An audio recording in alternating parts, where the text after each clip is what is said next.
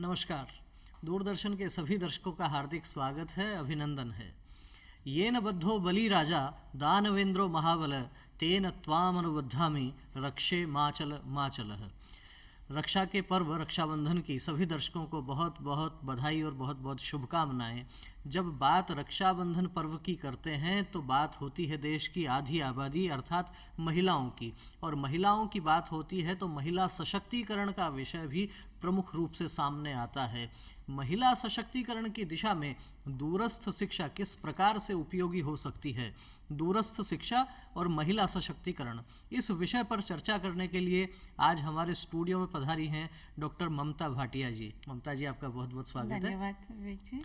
Doctor ममता भाटिया जी इंदिरा गांधी राष्ट्रीय मुक्त विश्वविद्यालय की क्षेत्रीय निदेशक हैं। सबसे पहले ममता जी आपसे जानकारी यही चाहेंगे, जिस प्रकार से रक्षाबंधन के पर्व की बात होती है, सामान्यतः ये कहा जाता है भाई बहन का त्योहार है, बहन की रक्षा भाई करे, इस प्रकार का भाव पिछले कुछ वर्षों में इस पर्व के माध्यम से आ रहा है। क्या कहना चाहेंगी, क्या यही मूल विषय है रक्षाबंधन का अथवा कोई दूसरा, कोई अन्य विचार, कोई अन्य प्रेरणा? रक्षाबंधन तो जैसा हम अपनी पौराणिक कथाओं में भी देखते हैं कि रक्षा सूत्र बांधने की बात हुई थी। इंद्राणी ने इंद्र को बांधा था, तो हम ये तो नहीं कह सकते कि केवल भाई बहन, लेकिन जो भी सक्षम है वो जो निर्बल है उसकी रक्षा का प्रण ले, है ना। जिसमें रानी कर्णावती की भी बात चलती है कि उन्होंने हुमायूं को राखी भेजी थी कि वो आए और उनकी मदद करें। तो ये एक तरह का रक्षा सूत्र था जो कोई भी सक्षम इंसान जो है वो दूसरे की रक्षा के लिए ये दायित्व अपने ऊपर ले सकता था उस रक्षा सूत्र के जरिए। लेकिन धीरे धीरे समाज की जैसे जैसे हमारी मान्यताएं हैं, ऐसा लगता है कि भाई एक पुरुष है तो वो रक्षा करेगा, लेकिन कभी कभी हम देखते हैं कि अगर 20 साल की बहन है और वो कहीं बाहर जा रही है और छोटा भाई भी है अगर 6-7 साल का, तो उसको कहेंगे कि इसको ले जाओ। तो अब ये देखिए कि कौन किसकी रक्षा करेगा, उसमें उसको वो छोटे वाले को संभालना पड़ेगा। तो और अभी तो हम देख रहे हैं कि जैसे जैसे समय बदला है, मान्यताएं बदली हैं, हमारे समाज में बदलाव आया है, तो बहुत सारी बहनें हैं जो अपने भाइयों की भी रक्षा कर रही हैं और उनके दायित्वों को निभा भी रही हैं बहुत अच्छी तरह से। तो बहुत ही अच्छी बात डॉक्टर ममता भाटिया जी ने कही कि बहुत सी बहनें भी ऐसी हैं जो भाइयों की रक्षा करती हैं। और हम बात करते हैं महिलाओं की, तो वास्तव में सेना में भी अब महिलाएं जाने लगी हैं, ये भी एक प्रमाण है महिला सशक्तिकरण का। और हमारे यहाँ कहा गया है कि विद्या विवादाय धनम मदाय शक्ति परेशान परिपीडनाय खलश साधोर विपरीत मेतत ज्ञानाय दानाय च रक्षणाय। भाव यह है कि जो निर्बल है उसकी जो सबल है वह रक्षा करे, जो सक्षम है, मजबूत है, ताकतवर है, उसका ये दायित्व है कि वो अपने से कमजोर लोगों की रक्षा करे। और उस रक्षा के लिए रक्षा सूत्र बांधने का जिस प्रकार से विधान था, वही उत्सव, वही पर्व रक्षाबंधन के नाम से मनाया जाने लगा।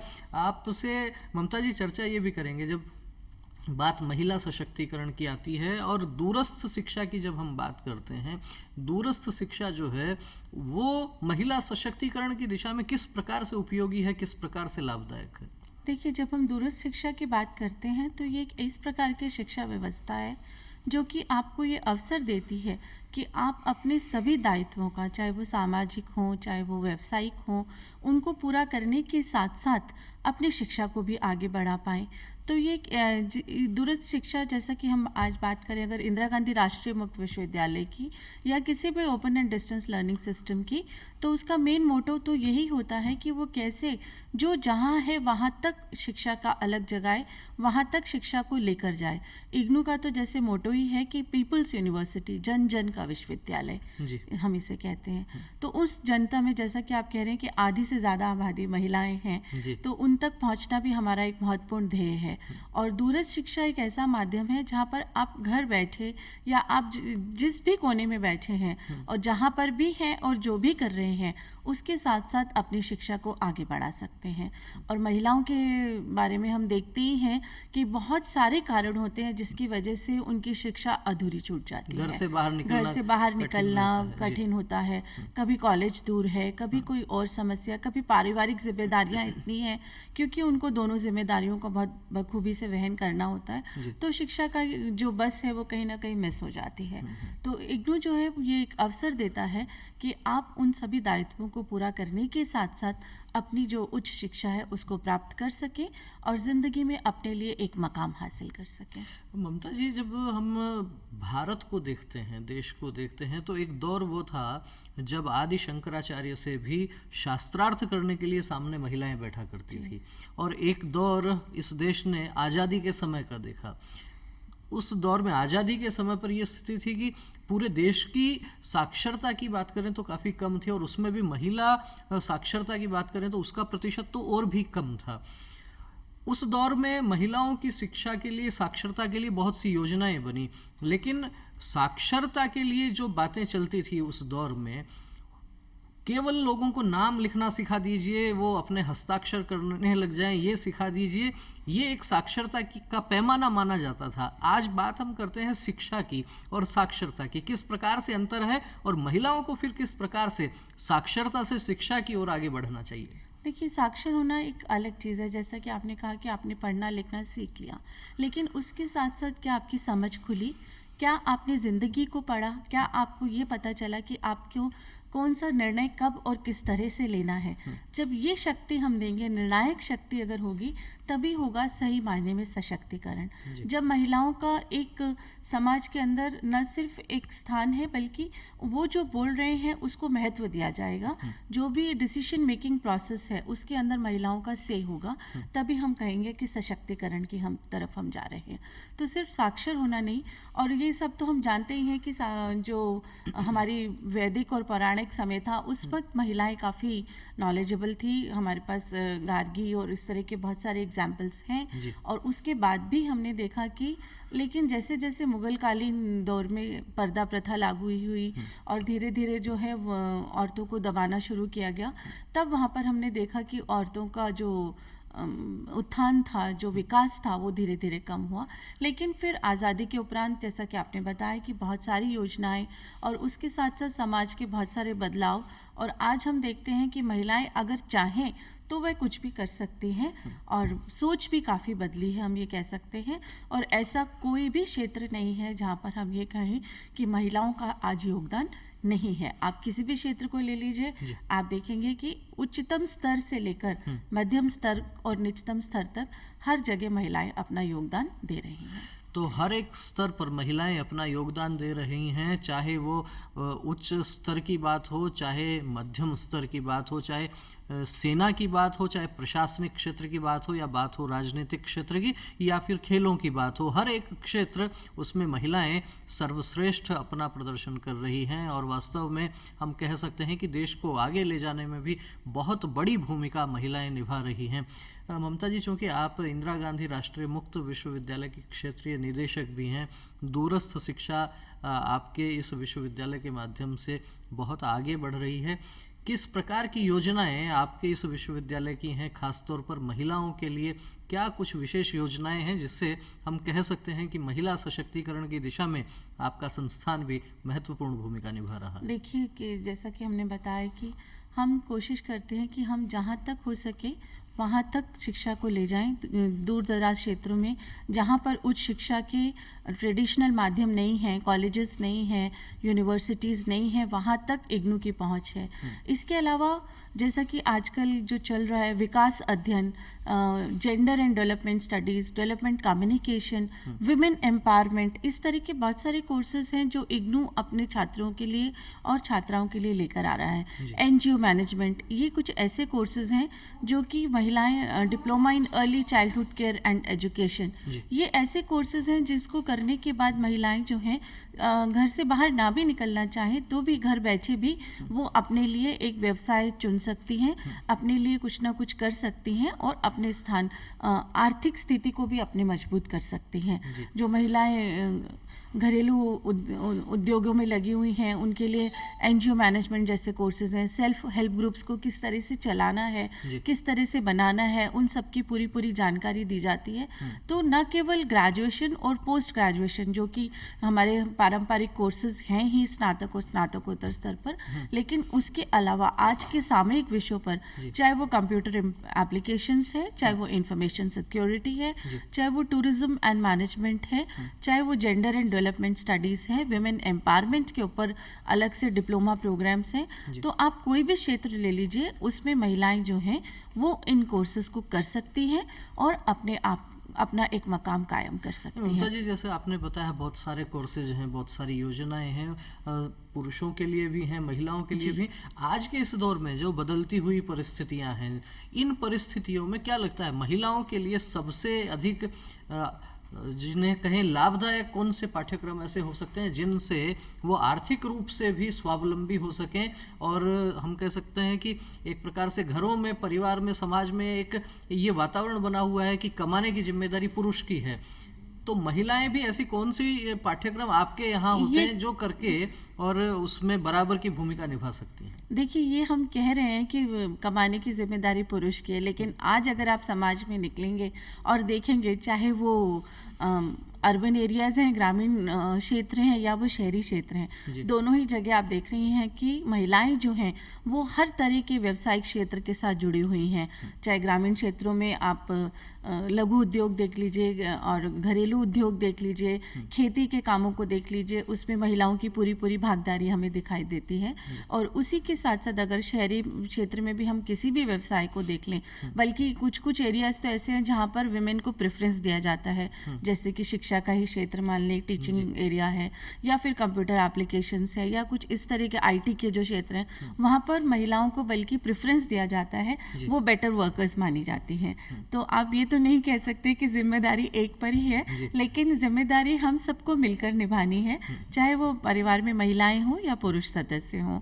और जहाँ तक रही कोर्सेज की बात, तो जैसा कि मैंने आपको कहा कि आप जो है चुन लीजिए कि आप क्या करना चाहते हैं और उस क्षेत्र में आपके लिए कोर्स उपलब्ध है। और जैसा कि मैंने कहा, कंप्यूटर एप्लीकेशंस का क्षेत्र है, मोबाइल एप्लीकेशंस डेवलपमेंट का एरिया है, इंफॉर्मेशन सिक्योरिटी है, विमेन एंड जेंडर डेवलपमेंट है, फूड एंड न्यूट्रिशन है।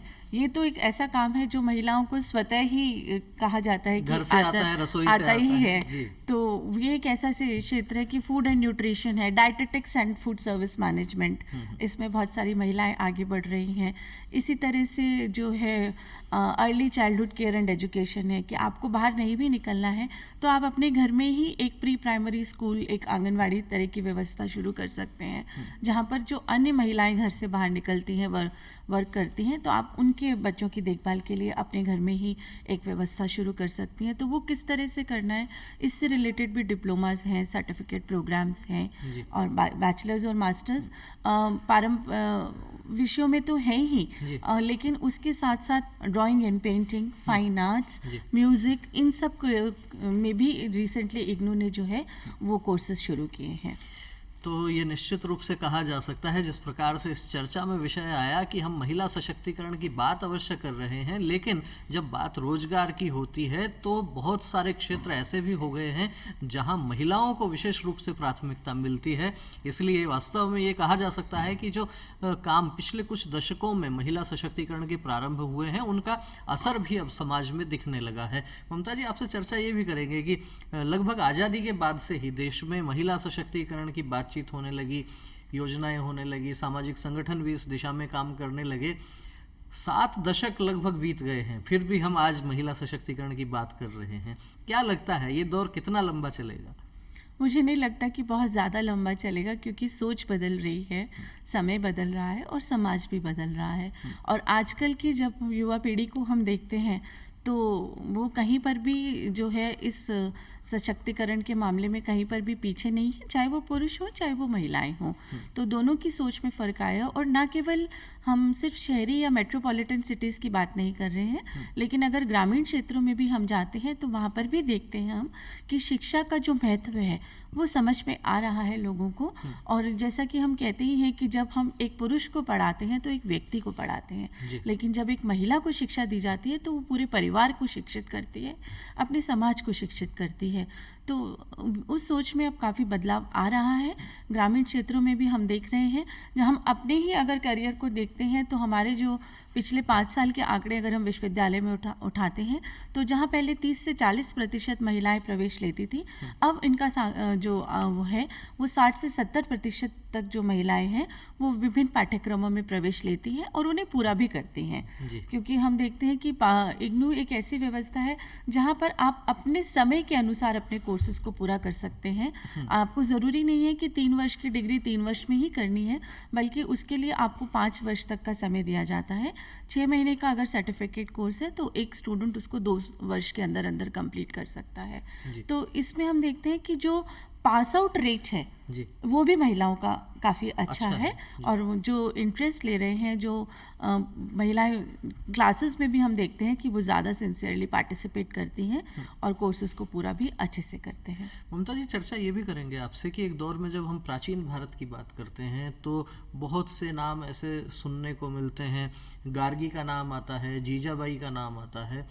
महिला सशक्तिकरण की बात करें, मजबूत महिलाएं थी, शिवाजी जैसा एक अप्रतिम योद्धा जिन्होंने तैयार किया, ऐसे अनेक नाम आते हैं। आगे कुछ बढ़ते हैं तो रानी लक्ष्मीबाई का नाम आता है रानी चेन्नम्मा का। इसी प्रकार से आज़ादी के आसपास की बात करते हैं, सरोजनी नायडू, सुचेता कृपलानी, बहुत लंबी एक फहरिस्त है। ऐसी महिलाएं इस देश में हुई हैं, उसके बावजूद भी महिला सशक्तिकरण की हमें चर्चा करनी पड़ती है। महिलाओं की स्थिति हम कहें बीच का जो कालखंड रहा उसमें बहुत अच्छी नहीं रही। क्या कारण मानते हैं? संक्रमण काल कौन सा था, कब ये परिवर्तन होने लगा और उससे किस प्रकार से उबरा जा सकता है?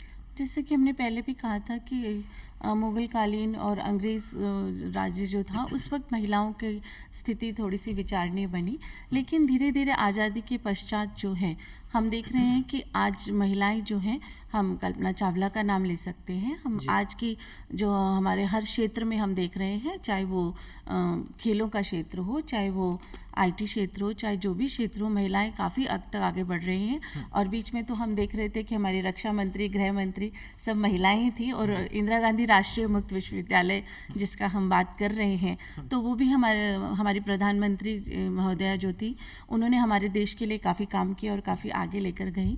तो ये हम कह सकते हैं कि महिलाएं चाहे आज का दौर है उसमें काफ़ी आगे बढ़ रही हैं और हर क्षेत्र में आगे बढ़ रही हैं। तो ये आज के समय की अगर हम बात करते हैं तो महिलाएं कहीं पर भी पीछे नहीं हैं। और जहाँ तक ये सशक्तिकरण की बात हम कर रहे हैं तो महिलाएं शिक्षा में भी, महिलाएं समाज के अंदर उनका जो योगदान है उसके अंदर भी हम अपनी चाहे विधानसभाएं देख लें, हम अपने सांसद देख लें, वहाँ पर भी उनकी जो भागीदारी है वो बढ़ ही रही है। तो हम कह सकते हैं कि ये जो दौर है इसका बहुत बहुत लंबे समय तक नहीं चलने वाला है और जल्द ही वो बात आएगी जब महिलाओं को हम अलग से सशक्तिकरण के लिए हमें बात करने की ज़रूरत नहीं पड़ेगी। तो बहुत ही जल्दी वह दौर आने वाला है जब महिला सशक्तिकरण की बात नहीं करनी पड़ेगी। और जिस प्रकार से उदाहरण दिए ममता जी ने कि विभिन्न क्षेत्रों में महिलाएं प्रतिनिधित्व करने लगी हैं और वास्तव में जो प्रयास कुछ दशकों से लगातार चले आ रहे थे उनके परिणाम स्वरूप ये सारी स्थिति बदल रही है। पिछले दिनों ओलंपिक में भी देखा जिस प्रकार से भारतीय महिलाओं ने भी वहाँ बहुत अच्छा प्रदर्शन किया। ये भी वैश्विक स्तर पर ये दर्शाता है कि वास्तव में भारतीय महिलाएं किस तेजी से आगे बढ़ रही हैं। जिस प्रकार से हम ममता जी चर्चा कर रहे थे दूरस्थ शिक्षा को लेकर, दूरस्थ शिक्षा के अपने फायदे हैं, पुरुषों के लिए भी हैं, महिलाओं के लिए भी हैं। लेकिन आपको क्या लगता है जब बात महिला सशक्तिकरण की करते हैं, बात हम दूरस्थ शिक्षा की करते हैं, क्या महिलाओं के सशक्तिकरण को ध्यान में रखकर इस प्रकार के प्रोग्राम्स प्रारंभ किए गए? क्या महिलाओं को विशेष रूप से लाभ है दूरस्थ शिक्षा से? बिल्कुल लाभ तो है ही, जैसा हमने पहले भी चर्चा की है कि वो अपने सभी दायित्वों को पूरा करने के साथ साथ जब हम ऑफिस में बैठते हैं तो बहुत सारी ऐसी लड़कियां, बहुत सारी ऐसी औरतें हमारे समक्ष आती हैं कि पढ़ने का मन तो बहुत था लेकिन कहीं ना कहीं पढ़ाई छूट गई।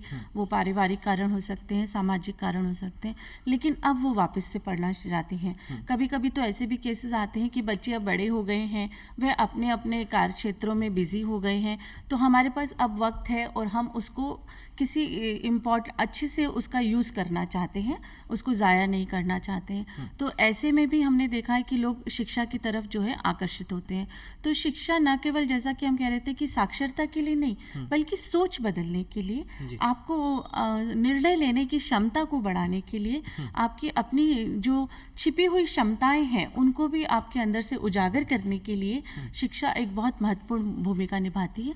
आपका आत्मविश्वास प्रबल करती है सबसे ज़्यादा, और जहाँ पर आत्मविश्वास होता है वहाँ पर आप कुछ भी कर जाते हैं, तो किसी भी परिस्थिति को आप उसका सामना कर पाते हैं। तो ये सब चीज़ें जो हैं, ये महिलाओं के लिए दूरस्थ शिक्षा व्यवस्था एक ऐसी व्यवस्था है जो इन सब चीज़ों के लिए रास्ते खोलती है, कि वो चाहे आपने किसी व्यवसाय से जुड़ी हैं, चाहे वे घर में रहकर कोई काम कर रही हैं या सिर्फ पारिवारिक जिम्मेदारी निभा रही हैं, अगर महिला शिक्षित है तो वो अपने परिवार को एक अच्छी गाइडेंस दे सकती है, अपने बच्चों को सही दिशा की तरफ मोड़ सकती है।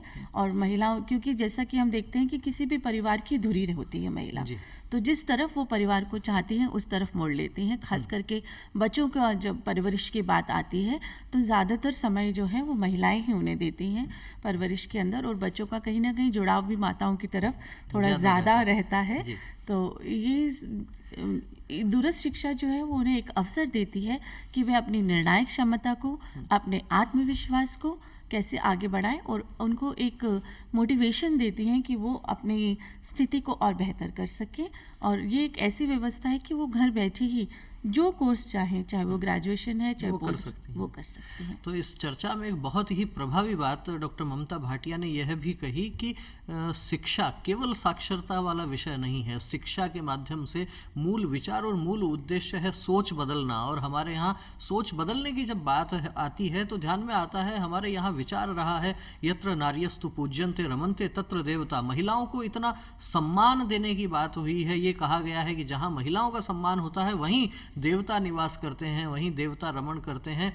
किस स्तर का विचार यहाँ रखा गया। दूसरी तरफ हम ये भी बात कर सकते हैं कि हमारे यहाँ आध्यात्मिक क्षेत्र में जिस प्रकार से देवी देवताओं की कल्पना की गई है, उसमें भी जो देवियों की कल्पना है, लक्ष्मी की बात हो, दुर्गा की बात हो, सरस्वती की बात हो, ये भी कहीं ना कहीं महिला सशक्तिकरण की दिशा में हमारा विचार कैसा होना चाहिए, इस विषय को ध्यान में रखकर हो सकता है हमारे ऋषि महर्षियों ने इस विषय में विचार किया ही होगा। आपसे चर्चा ये भी करेंगे कि जिस प्रकार से दूरस्थ शिक्षा को लेकर आपके विश्वविद्यालय के बहुत सारे कार्यक्रम हैं, बहुत सारे आपके पाठ्यक्रम हैं, इन पाठ्यक्रमों को क्या शहरी क्षेत्र और ग्रामीण क्षेत्र की महिलाएं, बहुत अंतर रहता है। ग्रामीण क्षेत्र की महिलाओं की अपनी समस्याएं हैं, अपनी मजबूरियां हैं, शहरी क्षेत्र में कुछ सुविधाएं हैं, कुछ सहजता है।